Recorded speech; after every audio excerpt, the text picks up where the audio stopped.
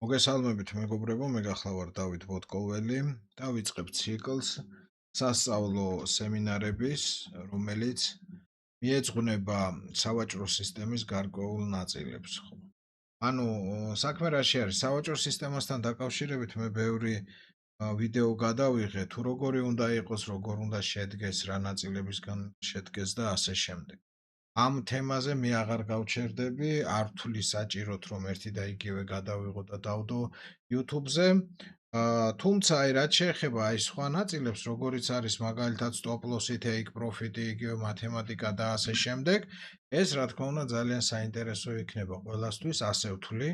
ყოველ შემთხვევაში დამიწერეთ კომენტარები თუ იქნება თქვენთვის საინტერესო ეს ყოველივე. და აი ამ კონკრეტულ სიტუაციებს, კონკრეტულ ნაწილებს, რა თქმა უნდა, ამის შესახებ დავდებ უშუალოდ სასწავლოსთან დაკავშირებით. იმიტომ რომ ხშირ შემთხვევაში ადამიანმა იცის, რომ თქვათ უნდა შეადგინოს სავაჭრო მექანიზმი, ხო, სავაჭრო სისტემა, მაგრამ აი როგორ უყუროს მაგალითად stop loss, როგორ შეხედოს take profits, ანუ რა მიმართულებები დაიჭიროს მაგათთან დაკავშირებით, ესენი ხშირ შემთხვევაში არ იცის. ამიტომ დავიწყოთ დღეს მე ვფიქრობ ერთ-ერთი მთავარი თემით, რაც არც ერთი სავაჭრო სისტემა არ არსებობს თავისთავად, მის გარეშე არ შეიძლება გაკეთდეს რაიმე სერიოზული, ეს აუცილებელი არის ჩვენს საქმიანობაში, ეს არის stop loss-ი. რადგანაც stop loss-ი გვიცავს ჩვენ, აი მთავარი, ესე ვთქვათ, ხაზი რაც არის stop loss-თან დაკავშირებით, ეს არის რომ stop loss-ი რეალურად იცავს ჩვენ არა მხოლოდ ჩვენი თავისგან, არამედ ჩვენს ბალანსს იცავს ძალიან კარგად. მაგრამ აი ხშირ შემთხვევაში ტრეიდერთა უმრავლესობამ არც იცის stop loss-ი სად დააყენოს ნორმალურად, რომ არა ესა, ანუ stop loss-ის არანორმალური დაყენება ამდენი პროცენტი წამგებიანი ტრეიდერების არ გვეყოლებოდა. ხშირ შემთხვევაში stop loss დებს ტრეიდერი იქ, სადაც ესე ვთქვათ, იგი თulis საჭიროდ და არა იქ, სადაც ის აუცილებლად უნდა იყოს. რატომ უნდა იყოს, რისთვის უნდა იყოს, ამას შეიძლება შემოგთავაზო ცოტა მოგვიანებით, მაგრამ რეალურად მე მინდა რომ აი აქ იდოს stop loss-ი, ესე არ მუშაობს, რა თქმა უნდა, მეგობრებო. მეორე ყველაზე ესეთი მძიმე საკითხი, რაც კი არის ჩვენს ყოფაში, ეს არის უსტოპო მუშაობა. აი ესე ძალიან მძიმე არის, რა თქმა უნდა, იმიტომ რომ ხშირად ტრეიდერები აი ზოგიერთი მეუბნება რომ იცი რა, სტოპს ძალიან ხშირად მირტყავს ბაზარი. ამიტომ გადავწყვიტე რომ საერთოდ არ დავაყენო სტოპი, იმიტომ რომ შეიძლება ბაზარი რა თქმა უნდა ზევითქვევით მოძრაობს, ანუ არ გააჩნია მაინც და მაინც ერთი მიმართულება ყოველთვის და ადრე გვიან ის ავა ჩემი მიმართულებით და მერე გავთიშავ პლუსში. ისე რომ წაგებაც არ მექნება. ამან შეიძლება იმუშავოს გარკვეულ წილად ასეთმა მიდგომამ, ასეთმა, ესე ვთქვათ, ხაზმა ვაჭრობის, მაგრამ აქაც უნდა გვახსოვდეს, რომ ყოველთვის ერთი და იგივე სიტუაცია არ არის ბაზარზე, ხო? ხანდახან ტრენდი იცვლება, ხანდახან ტრენდი დგება თავისი მიმართულებით და ასე შემდეგ. და აი ეს პროცესი მერე, რა თქმა უნდა, გამოიწვევს იმას, რომ ჩვენ აღმოჩნდებით ცუდ დღეში. ანუ დავკარგავთ მთლიანად ბალანსს. იქ არის მერე ესეთი მომენტი, რომ აი შევალ მე გარკვეული რაოდენობით, მერე იქ დაუმატებ რაღაც გარკვეულად, რომ მინუსში გავალ კიდე გარკვეულ რაოდენობას და ასე შემდეგ, ასე შემდეგ. ეს არის მარტინგეილის პრინციპი, რომელიც აი რაც არ უნდა გამოიკვლიეს კიდეც, ყველაფერი გააკეთეს ყველანაირად, მაგრამ მარტინგეილი უნდა ესე ვთქვათ, გითხრათ, რომ არ მუშაობს, შეიძლება რაღაც ძალიან დიდ ანგარიშებზე მუშაობს, მილიონობით დოლარი სადაც არის, მაგრამ ჩვენ ანგარიშებზე, რა თქმა უნდა, მარტინგეილი ვერც იმუშავებს გარკვეული მიზეზებიდან გამომდინარე. ამიტომ მეგობრებო, უსტოპოთ მუშაობა, როგორც ესეთი არის ძალიან ცუდი, ძალიან ესე ვთქვათ, დამრტყმელი, რაც კი დარტყმა შეუძლია მოგვაყენოს ძალიან ცუდი, აი ესეთი დამრტყმელი არის უსტოპო მუშაობა. ასევე კიდე არის ერთი მეთოდი, აა რომლითაც ხალხი სარგებლობს სამწუხაროდ, ეს არის რომ სტოპს გადაწევენ ხოლმე ესე ვთქვათ, უფრო მეტად წაგებულ მდგომარეობაში, ხო, უფრო ზრდიან სტოპს. და ესეც განპირობებულია იმით, რომ ხალხის მასას არასწორად აქვს ერთი მხრივ დაყენებული სტოპი, შემდეგ ცდილობს რომ როგორღაც აირიდოს თავი სტოპ-ლოსისგან და შესაბამისად მივიღებთ იმას, რომ ხშირად ბაზარზე სწევენ ხოლმე სტოპს ძალიან შორს და შედეგად ვიღებთ უფრო მეტ მინუსს, ვიდრე ჩვენ გვინდოდა რომ მიგვეღო. ანუ ფაქტიურად მთლიანობაში ვარღვევთ ამით, თუ ვინმე აკეთებს ასე, არღვევთ ამით, რა თქმა უნდა, თქვენს money management-ს, თუ გაგაჩნიათ money management-ი, რა თქმა უნდა, და შესაბამისად, გინდა არ გინდათ შორმანძილზე მაინც ესე ვერ იმუშავებთ. ეს არ არის ჩემი დამტკიცებული რამე განსაკუთრებული ესე ვთქვათ, ჭეშმარიტება, ეს ისედაც ჩანს თქვენს ანგარიშებზე ხშირ შემთხვევაში, რომ გადაწეული სტოპით, რა თქმა უნდა, უფრო მეტ მინუს ზღებულობთ, ვიდრე თქვათ რამე დადებით ზღებულობთ. და საერთო ჯამში, რომ ეს ცოტა ფილოსოფიურადაც რო შევხედოთ ამ საკითხს, ხო? რატომღაც ხალხის უმრავლესობას უნდა რომ აი ამ ბაზარზე ესე ვთქვათ, იყოს ძალიან მართალი, ანუ ყველაზე მართალი იყოს და არ შეცდეს არასდროს. და ხშირ შემთხვევაში აი ესე ცხოვრებაში რო გადავხედოთ, ხო, ყველა ვუშვებთ შეცდომას, რა თქმა უნდა და ხა წარმოიდგინეთ თქვენ რომ აი ამ შეცდომა თითოეული ჩვენი შეცდომა ცხოვრებაში მივიღოთ როგორც აი ტრაგედია, აი როგორც აქ სტოპ-ლოს ვღებულობთ, ხო, ბაზარზე, ხო და ცხოვრებაში გადმოვიტანოთ, ეს ტრაგედიად მივიღოთ. ну, რა თქმა უნდა, ესე არ არის, არასდროს არ ვღებულობ. თითქმის აი 100-დან 99% შემთხვევაში ჩვენ შეცდომებს ტრაგედიად არ ვღებულობთ. ну, მოხდა, ვიძახით. ну, რა მოხდა მერე, ხო? რაღაცა დავაშავე, რაღაცა ვთქვათ, გავაფუჭე შეიძლება, მაგრამ ну, ცხოვრება გრძელდება, ესე ვთქვათ და მეც უნდა ვიცხოვრო ჩვეულებრივ.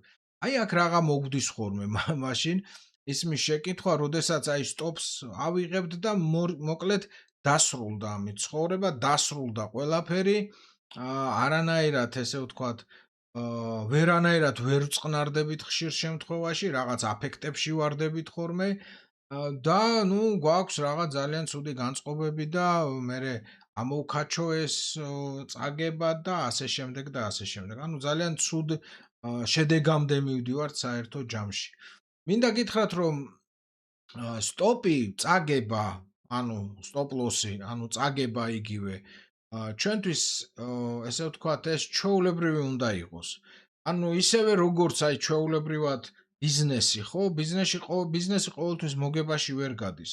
ეს მე არა ვთქვი, კიდე ერთხელ ვიმეორებ. ბევრი იძახის ბიზნესი ყოველთვის მოგებაში არ არის. აქვს რაღაც სიტუაციები, როდესაც ბიზნესი მიდის წაგებაში. შესაბამისად, აი ამასაც ჩვენს შეცდომას გინდა დავარქვათ, გინდა წაგებას დავარქვათ, ხო, ნაწილობრივ უნდა შევხედოთ აი ამ კუთხით, რომ ჩვენ გვაქვს გარკვეული ბიზნესი. ну, ახლა არ არის ის სეზონი, რომ ვიყოთ მოგებაში. შესაბამისად, არის მომენტები, როდესაც ვაგებთ და ამას უნდა შევეგუოთ, გვინდა არ გვინდა უნდა შევეგუოთ, ანუ ფსიქოლოგიურად უნდა მომზადებულები ვიყოთ, რომ ამ ყველაფერს შევეგუოთ, ან თუ ვერ ვეგუებით მაშინ ამ ყველაფერს, ну, თავი უნდა დავავნებოთ მაშინ ვაჭრობას, იმიტომ რომ შეუძლებელია ესე ვთქვათ, ასეთი წესებით უბრალოდ ну, ანადგუროთ საკუთარი ანგარიშები, ну, შეუძლებელია უბრალოდ ამის ხილვაც კი. ამიტომ მეგობრებო, მივეჩვიოთ, რომ სტოპ-ლოსი უნდა ყოველთვის იყოს, ესე ვთქვათ, ჩვენს ვაჭრობაში ყოველთვის უნდა ვიყენებდეთ სწორად, რაც თავარია და არასდროს არ უნდა ვიფიქროთ, რომ მოდი მოვაშორო, მოდი ესე ვქნა, მოდი ისე ვქნა. არა, იქ უნდა იყოს სტოპ-ლოსი, სადაც უნდა იყოს. და ახლა გადავიდეთ თავარ საკითხზე, ხო, სად უნდა იყოს ეს სტოპ-ლოსი?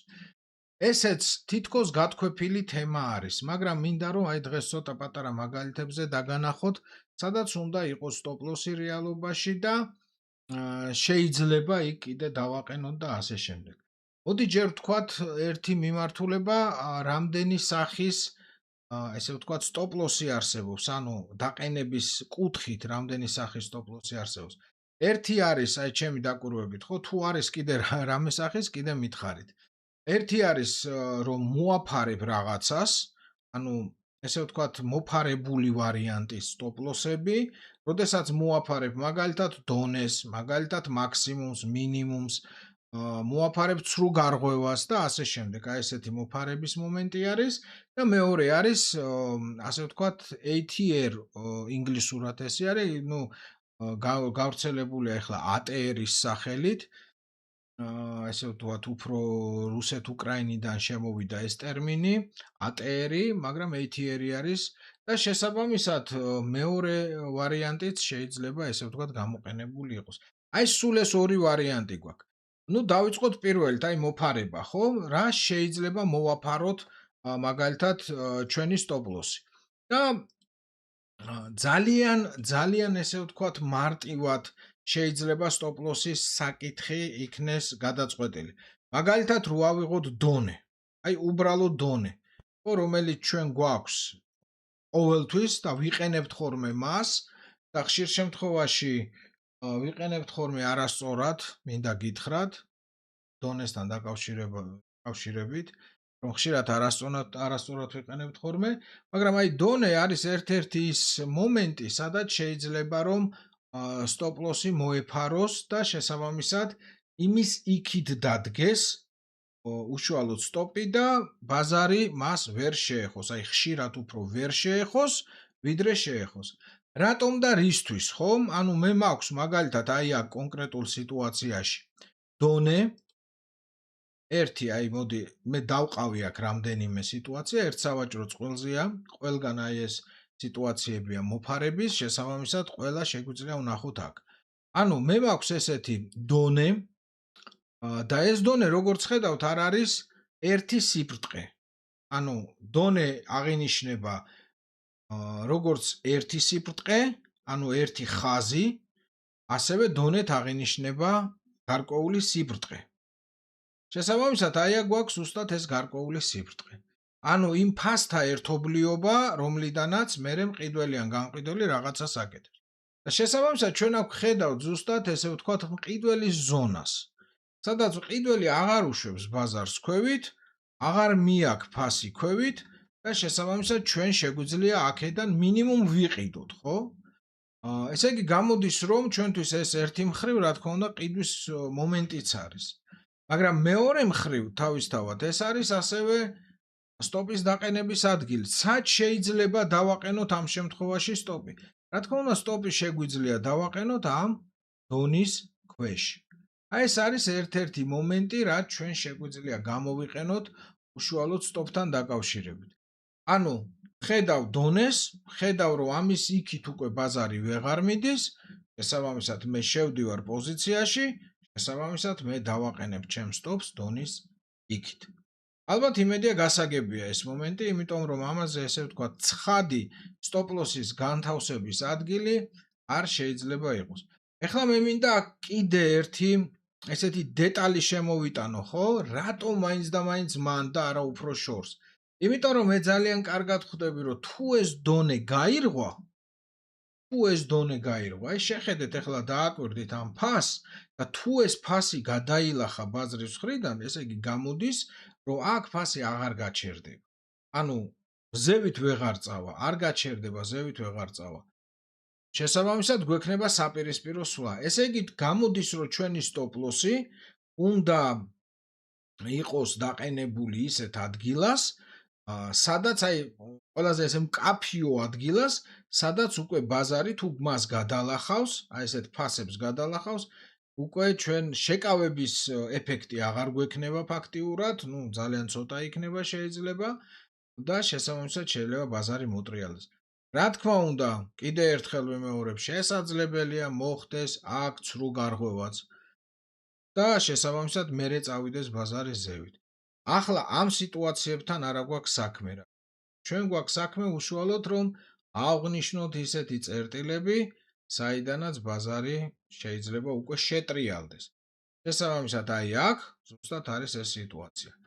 მოდი კიდე გადავხედოთ, ხო? სად არის მოფარება? აბატონო ანალოგიურად შევხედოთ აი ამ ვითარებას, ხო? აქ არის რამდენიმე სიტუაცია, მინდა იცოდეთ. პირველი ეს არის რომ ფასი დავიჭირეთ, აი ფასთა ერთობლიობა რა თქმა უნდა. დავიჭირეთ, მაგრამ ამავე დროს ამავე დონეზე კეთდება ესეთი დიდი ცრუგარღვევაც, აი შეხედეთ, აი ესეთი დიდი ცრუგარღვევა. ეს იქვე კეთდება ეს ყველაფერი. ეს არ არის ძალიან დიდ დისტანციაზე გაკეთებული, ანუ ჩვენ გვაქვს ცრუგარღვევა. შესაბამისად, თუ ჩვენ შესულები ვიყავით მანამდე პოზიციაში, რა თქმა უნდა, ამ ცრუგარღვევის დროს ასევე, ესე ვთქვათ, ექნებოდა მინუსი. მაგრამ ახლა მეორე საკითხია, ხო? ამ ცრუგარღვევის შემდეგ კიდე მივიდა თუ არა ფასი იგივე დონესთან. უკაცრავად, კიდე მივიდა თუ არა ფასი იგივე დონესთან. რა თქმა უნდა, იგივე დონესთან მივიდა ფასი, რა თქმა უნდა, ჩვენ შეგვეძლო კვლავ შევსულიყავით პოზიციაში, იმიტომ რომ ამ ცრუგარღვევამ ფაქტიურად დაგვანახა, რომ ბაზარი ქვევით ვეღარ მიდის. აი მთავარი დანიშნულება ერთ-ერთი. მთავარი დანიშნულება აქ ცრუგარღვევა ზუსტად ეს. დაგვანახა, რომ ბაზარი ქვევით ვეღარ მიდის. პირიქით, ზევით ავითარებს მოძრაობას, შესაბამისად, აქ უშუალოდ იყო შესვლის მომენტი, აქ ისედაც ჩვენ შევედით პოზიციაში, მე პირადად ვიყავი შესული პოზიციაში და შესაბამისად ჩვენი სტოპები სად უნდა განთავსდეს ისმის შეკითხვა. რა თქმა უნდა განთავსდეს არა აი აქ. ხო, ანუ ესე რო ავიღოთ, არა, რა თქმა უნდა, სტოპები უნდა განთავსდეს ცრუ გარღვევის იქით. უშუალოდ ცრუ გარღვევის იქით. იმიტომ რომ მე კარგად მესმის, რომ თუ ახლა მე შევედი, ბაზარი დაიძრა კვლავ დაღმავალი მემართულები და აი ესეც გადალახა, ნუ თავისთავად უფრო მე ესე ვიტყოდი, რომ არის შესაძლებელი, რომ ბაზარი შეტრიალდეს, ვიდრე აღარ შეტრიალდეს. და კიდე ერთი მომენტი, სტოპის დაყენების ასევე ანალოგიურად, ესე ვთქვათ, ასევე ანალოგიურად აი ამ დონეზე, ხო? ანუ მე რაც გაჩვენეთ ახლა ეს მიმდინარე დონეებია და აი აქ უკვე გვაქვს ერთგვარი ცოტა არ იყოს ძლიერი დონე. სადაც ძალიან კარგად ჩანს აი პირველივე ესე ვთქვათ მისვლა ამ დონესთან, ჩანს აი ცრუგარღვევა. და შესაბამისად მეორეთაც რომ მივიდა ბაზარი, ხო, იგივე ფასთან. შემეძლო თუ არა შესვლა, იყო აქ შესვლის მომენტი მინდა გითხრათ, ეხლა ბევრი რო აღარ ვილაპარაკოთ, მაგრამ აქაც სტოპის დაყენების ადგილი, რა თქმა უნდა, არის ეს. ეს არის ყველაზე, ესე ვთქვათ, კონსერვატორული სიტუაცია, სადაც სტოპს ვაყენებთ. აი ეს ესე ვთქვათ, აი ეს ვაყენებთ ზუსტად მან სტოპს. რა თქმა უნდა, სტოპი შეიძლებოდა აქ დაგვედო, შეიძლებოდა იქ დაგვედო. ყველაფერი შეიძლებოდა. მაგრამ მე კარგად ვიცი, რომ თუ ბაზარმა გაარღვია ეს წერტილი, თავისთავად აქედან უფრო წავა ბაზარი ქვევით, ანუ სტოპი მიდევს ზუსტად იქ, სადაც იწყება შეუქცევადი პროცესი. აი იქიდან უკვე დაიწყებოდა ერთგვარად შეუქცევადი პროცესი, ანუ ბაზარი წამოვიდოდა ქვევით. ასევე აი აქ გვაქვს სარკისებური დონე, აი შეხედეთ როგორი კარგი ლამაზი ესეთი დონეა. აქაც ნავაჭრი მაქვს, რა თქმა უნდა, მეგობრებო, რასაც გაჩვენებთ მე აბსოლუტურად ყველგან ნავაჭრი მაქვს, იმიტომ რომ ზეპირად გვახსოვს, ვინც ტრეიდერები ვართ ეს მომენტები დოლარიანზე. ხო, აქაც რა თქმა უნდა მაქვს დონე, სადაც მაქვს აი ეს ცრუ გარღვევა ამ დონესთან და შემდგომი მისვლა იგივე ბაზრის მხრიდან. სად უნდა დავდოთ სტოპი? თავისთავად დონის იქით, ხო, მაგრამ აი დონის იქით გვაქვს ესეთი ცრუგარღვევა, წეღა როგორც ქონდა, ხო, რა თქმა უნდა, იქაც აგვაქვს ცრუგარღვევა, აქაც აგვაქვს ცრუგარღვევა. სარკისებური დონეა პლუს ამას ძლიერი. შესაბამისად, ჩვენი სტოპი უნდა დაიდოს უშუალოდ ცრუ გარღვევის იქით. და როგორც ხედავთ, ამან, რა თქმა უნდა, ვერც მიაღწია ამ ფასამდე, შესაბამისად, ბაზარი ამოვიდა თავისი მიმართულებით. ასევე შეიძლება სტოპი დაიდოს მაქსიმუმსა და მინიმუმს იქით. ნუ ამ შემთხვევაში მაქსიმუმებს იქით. ლურჯი ხაზით ამ შემთხვევაში აღნიშნული არის, სად არის შესვლის მომენტები, ანუ გარღვევაზე შესვლის მომენტი და სტოპის საპირისპირო მიმართულებით თავისთავად. ანუ საქმე რაში არის? ძირითადად აი მაქსიმუმზე და მინიმუმზე, ძირითადად აქ რაც მე გაჩვენეთ, აქაც ფაქტიურად მაქსიმუმი და მინიმუმია აღნიშნული, ხო? მაგრამ აი ყველაზე ესეთი კლასიკური ფორმით მაქსიმუმზე და მინიმუმზე სტოპის გადადება აკეთებს ის ტრეიდერი, რომელიც მუშაობს უშუალოდ გარღვევებზე, ან მაქსიმუმისა და მინიმუმის გარღვევებზე. აქ თუ დავაკვირდებით, ჩვენ ქონდა ერთი მინიმუმი, მეორე მინიმუმი. თუ ამას გაარღვევდა ბაზარი, რა თქმა უნდა, მისი სტოპი დაიდებოდა მაქსიმუმზე, ხო, საპირისპიროზე. იმიტომ რომ თუ ბაზარმა მაქსიმუმი გაარღვია, ანუ ესეც წესია, ხო, თუ ბაზარმა მაქსიმუმი გაარღვია, რა თქმა უნდა, არის იმის შანსი, რომ ბაზარი წავა ზევით. თუ ბაზარმა მინიმუმი გაარღვია, მაშინ არის იმის შანსი, რომ ბაზარი წავა ქვევით. სწორედ აი ეს მომენტი არის აქ აღნიშნული. ანუ ბაზარზე გვაქვს მინიმუმების გარღვევა, შესაბამისად, სტოპები, რა თქმა უნდა, დაიდება საპირისპირო მიმართულებით. და შესაბამისად ეს სწორიც არის. თუმცა მინდა ეს ავღნიშნო თავისთავად. გარღვევა როგორ ხდება, ხო? აქაც გარღვევაზე ცოტა შესვლის მომენტს ზე 1-2 სიტყვა რომ გითხრათ, აქ ცოტა რთული სიტუაციაა. შეიძლება ადამიანმა გარღვევა ჩათვალოს უბრალოდ გარღვევა, აი როგორც მიმდინარე სიტუაციაში ბაზარმა გაარღვია. დახურვას და იმას არ უყურებს, აი გადალახა ის ფასი და შესაბამისად შევიდა პოზიციაში. და მეორე, გარღვევა ჩაითვალოს, როდესაც ფასი იხურება, ანუ სანთელი იხურება რაღაც მაქსიმუმს და მინიმუმს იქით. აი როგორც მაგალითად აი ეს შავი სანთელი დაიხურა მინიმუმს იქით და ეს მეორე შავი სანთელი დაიხურა. და მხოლოდ ამის შემდეგ უკვე, რა თქმა უნდა, შედიან პოზიციაში და სტოპს აყენებენ საპირისპირო მიმართულებით. ამ შემთხვევაში სტოპი არის ძალიან დიდი. აი პირდაპირ გეუბნებით ძალიან დიდი. მე ამ მეთოდით მუშაობდი, მინდა გითხრათ. ოღონდ ცოტა ჩემი ფილტრები მქონდა მან დაყენებული და ყველაზე ესეთი დიდი მინუსი რაც კი ჰქონდა ამ მეთოდს, ეს იყო რომ ხშირად გვიწევდა ძალიან დიდხანს დარჩენა პოზიციაში, რომ მინიმუმ 1 სამთან მაინც გაევლო პოზიციას და take-ი აგვეღო აი ესე. მაგრამ აი ასხლეტას უფრო რა თქმა უნდა თავისი პლუსი გააჩნია. ანუ ის მეთოდები რაც არის მოაფარეს მეთოდი, ხო, რაღაც დონეს მოაფარე. ხო, ან სრუგარღვევას მოაფარე, ან მაგალითად მაქსიმუმს მოაფარე, მინიმუმს მოაფარე, ეს არის ერთ-ერთი მნიშვნელოვანი მეთოდი სხვათა შორის, რომელსაც ხალხი ხშირ შემთხვევაში არ იყენებს. მე თქვენ გირჩევთ ერთ რამეს, თუ თქვენ იყენებთ დონეებს, ჩვეულებრივ დონეებს, აცადეთ ბაზარს დაგანახოს, რომ არის იქ სრუგარღვევა. აი ეს თუ მოცდა გექნებათ ამის, ხშირად რა თქმა უნდა არ გაჩვენებთ, მაგრამ ხშირად როგორ ახლა გარკვეულწილად შეიძლება არ გაჩვენოთ და ბაზარი უბრალოდ შეეხოს დონეს და წავიდეს თავისი მიმართულებით, ანუ სუფთა ასხლეტა გააკეთოს, მაგრამ ძალიან ხშირადაც აი ბაზარი აკეთებს ესეთ ცრუ გარღვევებს. ეს კეთდება სპეციალურად გარკვეული მიზეზებიდან გამომდინარე და ასე შემდეგ, ამაზე არ გავჩერდები, მაგრამ ეს ზუსტად ეს მომენტები არის მნიშვნელოვანი უშუალოდ ესე ვთქვათ, ჩვენთვის რომ ბაზარმა რადგანაც გააკეთა სრუგარღვევა, ჩვენ გვაჩვენა ამით ესე ვთქვათ, სტოპის დაყენების ადგილი. იმიტომ რომ მოდი ესე ვთქვათ, ხო, სრუგარღვევა იშვიათად ხდება.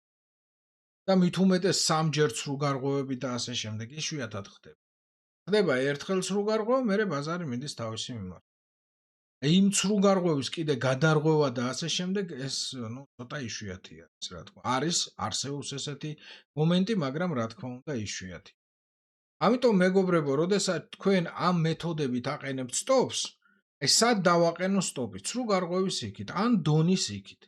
თუ სიბრტყეს იყენებთ დონის სახით, რა თქმა უნდა დონის იქით. თუ მაგალითად დაინტერესებულ ფასს იყენებთ, ხო, რა თქმა უნდა უკვე სრუგარღვევის იქით. აუცილებლად, ან თუნდაც რა ქვია, სარკისებურ დონეს იყენებთ, მაშინაც სრუგარღვევის იქით. ეხლა მინდა მეორე ესე ვთქვათ მეთოდზე დაგელაპარაკოთ, რომელიც ATR-ის მეთოდი არის, ანუ ATR-ს რასაც უძახიან, ეს რა არის, ხო? ეს საშუალო განვლილი მანძილი. დღის განმავლობაში, ანუ ბაზრები ფაქტიურად გადიან ერთნაირ მანძილებს, იშვიათად სხვადასხვას. დაახლოებით ერთნაირ მანძილებს და აი ამ ATR-ის მეთოდში იყენებენ ორ მიმართულებას. პირველი ეს არის თვითონ თავად ინდიკატორი, რომელსაც ახლა უყურებთ. აი ესეთი ინდიკატორია, აი პარამეტრები მეგობრებო, ჩვეულებრივად. არაფერი განსაკუთრებული არ აქვს, აქვს 14 პერიოდი, სტანდარტული პარამეტრი რაც აქვს, ну დღის გრაფიკზე შეგვიძლია შევცვალოთ 5 პერიოდზე, ეს ყველაზე ოპტიმალური ვარიანტი, ან 10 პერიოდზე შეგვიძლია შევცვალოთ, ანუ 5 დღის ესე მაჩვენებელზე შეგვიძლია შევცვალოთ და შესაბამისად ან 10 დღის, ხო, 2 კვირის მაჩვენებელი. და ის გამოვიყენოთ. აქ მაგალითად აი ეს სანთელი. ესეთი სანთელი, დიდი სანთელი. აი შევხედოთ ქვევით, ну დაახლოებით არა და აი დაახლოებით აი ეს აჩვენებელი გააჩნია 0.0128, ანუ 128 პუნქტი დგება ამ შემთხვევაში სტოპი. ანუ მე თუ შევალ ახლა buy-ზე, sell-ზე, არა აქვს მნიშვნელობა, დაახლოებით აქ ერთნაირი სტოპი არის, ხო? ეხა ზოგან 120 იქნება დაწერილი, ზოგან 125. დაახლოებით ერთნაირი სტოპია. მე თუ შევალ მაგალითად სიტყვაზე ავიღოთ რაღაც თუნდაც 100 ლეტაზე, აი აქ 100 ლეტაზე თუ შევალ, ანუ ამის სტოპი დაახლოებით იქნება 104 პუნქტი, აი როგორც ხედავთ ახლა გრაფიკზე, ხო? ქვევით 104 პუნქტი. შესაბამისად, ეს არის მანძილი, რომელსაც ბაზარი ახლა გადის, აი 5 დღის მონაცემი არის. ბოლო 5 დღის მონაცემი, აი ეს მანძილი, რომელსაც ახლა გადის ბაზარი, ანუ მანძილის საშუალო მაჩვენებელი არის. აი ჩვენი ეს ესე ვთქვათ, ინდიკატორი. და არსებობს მეორე მეთოდიც, რომელსაც ასევე ტრეიდერები იყენებენ, თვითონვე აკეთებენ ამ ყველაფერს. ანუ იღებენ საშუალო სანთლებს, არა დიდებს, ძალიან დიდებს, აი აქ მაგალითად ეს უკვე დიდი სანთელია, ესეც დიდი. აი აქ მაგალითად ჩანს საშუალო აი ეს თეთრი სანთელი, შავი სანთელი, შავი სანთელი. სუ ბოლო ვთქვათ, ჩვენ აქ სადღაც ვიმყოფებით, აი სუ ბოლო ავიღეთ თუნდაც ეს სანთელი, ხო? ვიღებთ high lows, high minus lows მაჩვენებელს. ამას მერე ვკრიბავთ 5 დღეზე და ეს ყოფთ 5-ზე, ანუ საშუალო მაჩვენებელი მასე გამოყავს. რა შეუძლია ბაზარს გაიაროს საშუალოდ 5 დღის განმავლობაში. ეს ერთ-ერთი მეთოდია, რომელსაც იყენებენ, მაგრამ მე პირადად აი ამ მეთოდს, ხო, მიუხედავად იმისა, რომ ეს ძლიერი მეთოდია, მინდა გითხრათ, ეს არ არის სუსტი მეთოდი.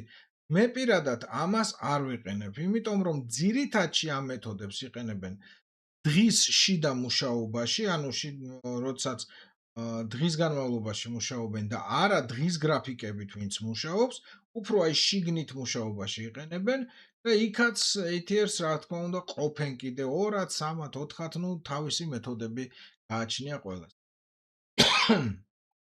გაცრავად, მაგრამ მე თქვენ გირჩევთ რა თქმა უნდა უფრო ტექნიკური სტოპის დაყენებას. აი ეს არის ზუსტად ის ტექნიკური სტოპი, რაც გაგვაჩნია ჩვენ ბევრი გამოთვლისა და ბევრი კარნახის და ასე შემდეგ გარეშე. მოკლედ მეგობრებო, სულ ეს მინდოდა მეთქვა დღეისათვის, იმედია საინტერესო არის ეს თემა თქვენთვის, თუ შეიძლება დამიწერეთ, იყო თუ არა საინტერესო ეს თემა. იმიტომ რომ მნიშვნელოვანია ჩემთვის, რომ გავაგრძელო თუ არა ესეთი თემების განვითარება, სასწავლო ვიდეოების დადება და ასე შემდეგ. ვისაც გექნებათ შეკითხვები, რა თქმა უნდა, შეგიძლიათ მომწეროთ მეილზე, რომელიც მითითებულია ნებისმიერი ვიდეოს ქვეშ, მეილი, აუცილებლად გიპასუხებთ. ასევე გთხოვთ, რომ გამოიწეროთ ჩემი YouTube არხი, დამილაიქოთ ასევე ვიდეოები, ჩემთვისაც რა თქმა უნდა არის ძალიან სასიხარულო, როცა ლაიქებიცა გაქვს და ყოველ შემთხვევაში გქონდეს აუცილებლად კონტაქტი იმისათვის, რომ ჩემი სურვილი არის ეს უბრალოდ, რომ გქონდეს ხალხთან კონტაქტი, რომ რა თქმა უნდა გავიგო რა თემები კიდე გინდათ გაინტერესებთ და ასე შემდეგ. თემები გაგრძელდება, როგორც გითხარით, შემდეგი თემაც იქნება ძალიან საინტერესო, იმის შემდეგიც და ასე შემდეგ. ყოველ შემთხვევაში მიზანი მაქვს ის, რომ თქვენ ვისაც გინდათ რომ შეისწავლოთ ყველაფერი და ესე თქვენ თვითონვე გაიკვალოთ გზა ტრეიდინგში, გქონდეთ რაღაც გარკვეული ინფორმაციები თუ როგორ და რა გამოიყენოთ. ყველას დიდი მადლობა ყურადღებისათვის და შევხვდებით შემდეგ ვიდეოში.